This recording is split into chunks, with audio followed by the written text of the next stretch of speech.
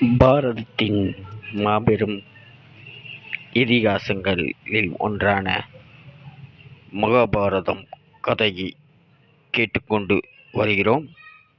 இதுவரை பிரகஸ்பதி முதற்கொண்டு சந்திரவம்ச தோற்றம் வரை பார்த்தோம். இனி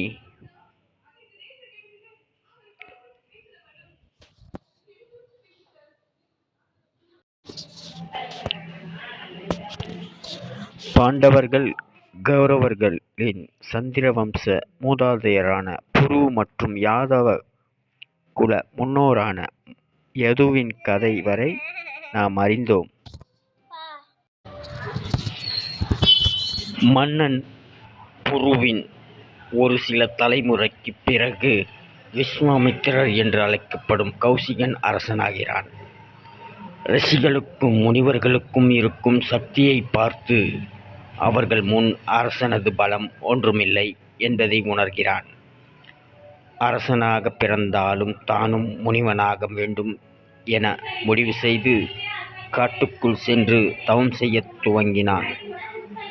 கௌசிகன் தவத்தில் ஈடுபடும் தீவிரத்தை பார்த்த இந்திரனுக்கு அவர் இலக்கை அடைந்தால் தனது பதவி ஆபத்து வந்துவிடுமோ என்ற பயம் வந்தது. எனவே மாயவலை வீச தனது அப்சர கன்னிகைகளில் இருந்து மேனகையை அனுப்புகிறான். மேனகையின் ஒரே நோக்கம் விஸ்வாமித்திரரின் தவத்தை கலைத்து சாதனாவை தடுப்பதே. தனது முயற்சியில் வெற்றி பெறும் மேனகை ஒரு பெண் குழந்தைக்கு தாயாகிறாள். சில காலத்திற்கு பிறகு தனது சாதனாவின் மூலம் அடைந்த அனைத்தையும் கவனமின்றி இழந்துவிட்டதை உணர்கிற விஸ்வாமித்திரர் கோபம் அடைந்தார். குழந்தையையும் தாயையும் அப்படியே விட்டுவிட்டு அங்கிருந்து வெளியேறினார்.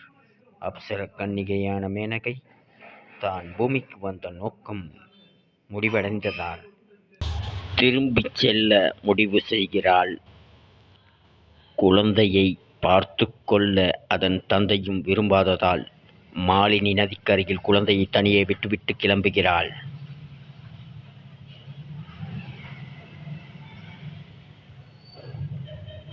தனியாக நதிக்கரையில் இருந்த குழந்தையை அங்கே வசித்த சாகுன் பறவைகள் மற்ற உயிரினங்களிடமிருந்து பாதுகாப்பாக கவனித்து கொள்ள துவங்கின.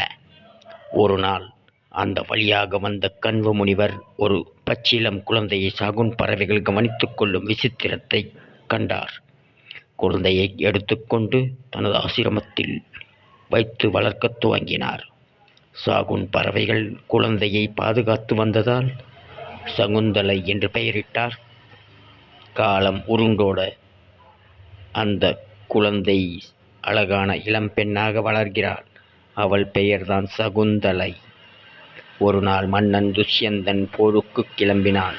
போர் முடிந்து திரும்பும் வழியில் தனது வீரர்களின் உணவுக்காக அருகில் இருந்த காட்டுக்குள் புகுந்து கண்ணில் பட்ட எல்லா மிருகங்களையும் வேட்டையாடினான்.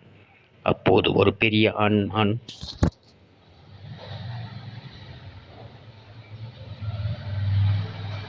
கண்ணில் பட்டது. அதன் மீதும் அம்பை எய்தினான். அம்பு இலக்கை அடைந்தாலும் காயத்துடன் மான் தப்பி ஓடியது. துரத்திச் சென்ற துஷ்யந்தன் சகுந்தலையின் கரங்களில் அந்த மான் தஞ்சம் புகுவதை பார்க்கிறான்.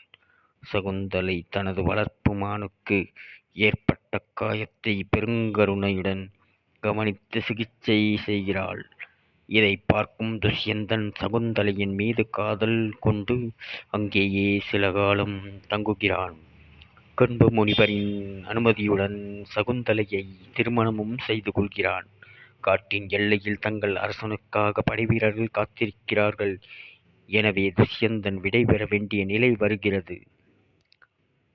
மற்றொரு காணொளியில் தொடர்ச்சியை காணலாம். நன்றி, வணக்கம். இனிய புத்தாண்டு, ஆங்கில புத்தாண்டு நல்வாழ்த்துக்கள்.